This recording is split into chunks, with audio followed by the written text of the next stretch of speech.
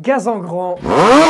Vous êtes bien sur En Deux Roues. Aujourd'hui, on va parler d'une histoire un petit peu salée. Pourquoi les marques européennes de motos disparaissent une à une? Mais avant toute chose, je vais vous demander de vous abonner les mecs, c'est quelque chose qui m'aide énormément. Vous pouvez pas savoir à quel point, alors franchement, si vous avez juste une seconde, cliquez sur ce petit bouton rouge, ça m'aide énormément. Et ça m'engage à continuer ces vidéos. On va donc partir dans un petit contexte. Dans les années 60, BSA était le plus gros constructeur de motos du monde. Et 10 ans plus tard, faillite.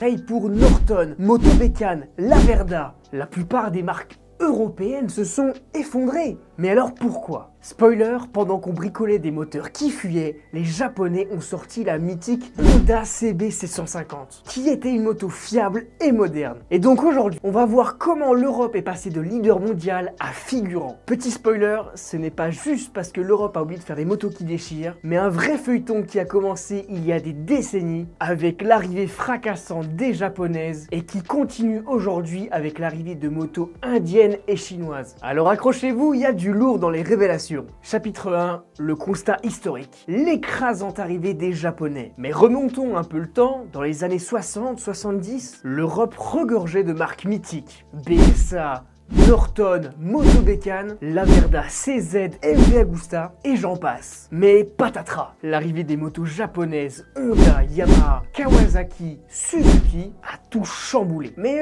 pourquoi au final? Eh ben c'est simple, parce qu'elles offraient fiabilité, prix compétitif, innovation technique et volume de production que les Européens ne pouvaient tout simplement pas réaliser. La CB750 sortie en 1959, c'est le coup de massue. Plus de 400 000 exemplaires vendus en quelques années. Alors pendant ce temps, les Européennes vendaient 10 fois moins avec des moteurs qui fuyaient un petit peu l'huile et qui avaient quelques pannes mécaniques. Le match était plié. Résultat, BSA et Norton qui dominaient le marché ont complètement disparu. Contexte, BSA encore leader mondial en 1951 avec ses 75 000 motos produites par an disparaît en 1972. Rendez-vous compte, en 20 ans, ils sont passés de numéro 1 planétaire à rien du tout. Motobécane, célèbre sur le segment des mobylettes, a sombré face à la concurrence achetée et assemblée ailleurs. Mais à ce sujet justement, Motobécane c'était pas que des mobs, c'était le plus gros employeur de Saint-Quentin avec plus de 3000 ouvriers. Et pourtant, dépôt de bilan en 1981. Et là encore, les Japonaises avaient pris tout le terrain. C'est clairement un tsunami économique que l'on appelle parfois la chute de l'Europe moto. Chapitre 2, les marques européennes dans la tourmente et dans leur combat. Regardons de plus près certaines marques clés. KTM a failli crever dans les années 2000 et aujourd'hui c'est eux qui nous vendent des oranges hors de prix. Comme quoi, faut jamais enterrer un Autrichien trop vite. KTM a réussi un retour grâce à une offensive sur le tout-terrain, mais aussi grâce à sa diversification et un super bon sens des affaires. Ducati a quant à elle été racheté plusieurs fois, d'abord par Caviga, puis ensuite par Audi qui fait partie du groupe Volkswagen. Clairement Ducati a réussi à survivre parce qu'ils vendent du rêve, parce qu'ils ont une communauté solide et fédérée. Ils ont clairement réussi à survivre parce qu'ils vendent du rêve. Même si parfois ton embrayage te rappelle que t'as signé pour souffrir. MV Agusta, entre relance et faillite, cette marque incarne difficulté extrême de survivre sans capitaux solides. Les marques européennes Gilera, Benelli, Jawa, Motobécane ont toutes souffert d'un marché européen fragilisé, mais aussi d'une production vieillissante et d'un manque cruel d'investissement. Bon, même si Gilera et Benelli se sont fait racheter par les Chinois. Pourquoi ces marques ont disparu et que reste-t-il finalement? Et oui, plusieurs facteurs expliquent ce carnage. Des coûts de production en Europe beaucoup trop élevés par rapport à l'Asie, des normes européennes environnementales très strictes, complexes et coûteuses, la montée des Japonaises d'abord, puis la puissance asiatique aujourd'hui, notamment avec la Chine et l'Inde qui écrasent les prix et inondent le marché. On peut noter aussi que certaines marques européennes ont une petite capacité financière pour se développer,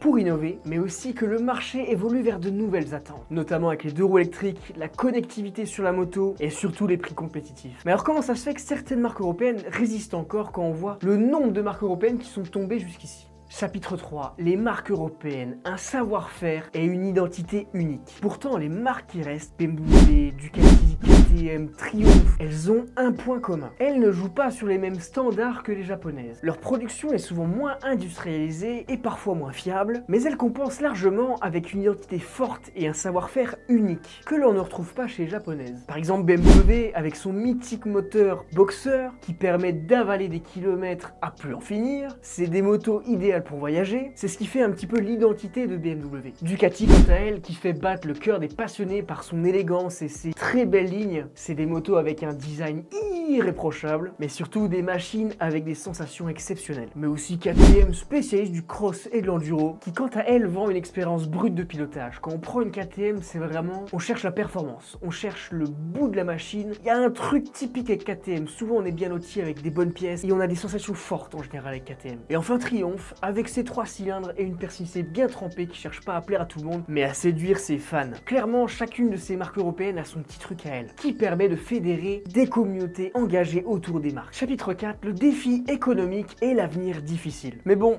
voilà la réalité. Produire des motos en Europe, ça veut dire c'est plus cher, c'est moins standardisé et c'est pas souvent exempt de problèmes de fiabilité. Et oui, quand on compare à des modèles japonais qui eux sont plutôt fiables de façon générale, donc je dis pas tous, hein, mais c'est juste de façon globale, on remarque que les japonais sont quand même relativement fiables. Souvent, les marques japonaises utilisent la méthode Kaizen dans leur modèle de production. Cette méthode, en fait, elle consiste tout simplement à améliorer un produit, une situation ou que sais-je qui fonctionne bien et éliminer tous les dysfonctionnements qu'il peut y avoir afin de standardiser sur tous les modèles pour avoir la meilleure qualité et fiabilité possible. Mais bon, clairement aujourd'hui, l'inflation ne fait qu'accroître la pression sur les prix. Les motos européennes continuent à se renchérir, creusant l'écart avec les alternatives japonaises, voire chinoises, qui quant à eux, surtout pour les modèles chinois, proposent des prix de plus en plus attractifs côté budget. Du coup, la demande globale risque de continuer de baisser, en sachant qu'aujourd'hui, les ventes de 2 roues neufs s'effondrent. Certains motards, forcément pragmatiques, se tourneront plus vers de l'occasion ou vers des constructeurs japonais et asiatiques, attirés par la fiabilité, les garanties et surtout le prix. Pour que des marques européennes tiennent encore, il faudra la trésorerie solide, une bonne dose d'innovation et surtout continuer de nouer ce lien unique qu'ils tiennent avec leur communauté fidèle.